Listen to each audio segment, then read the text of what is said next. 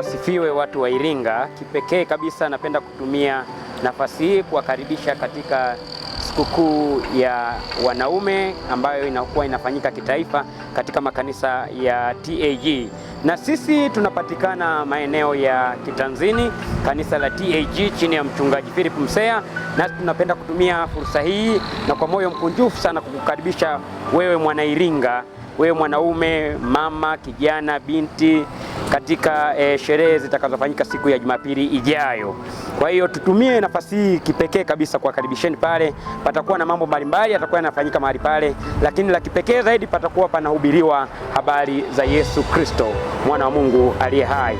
Kwa hiyo ni kuombe umwalike ndugu, jamaa na rafiki waweze kuhudhuria siku ile ya Jumapili. Patakuwa na matendo makubwa ya Mungu. Kwa hiyo kama kutakuwa na mgonjwa, kama kutakuwa na watu wenye mahitaji mbalimbali, Yesu atakuwa mahali pale akiwahudumia na kuwaponya magonjwa yao na udhaifu wa kila namna.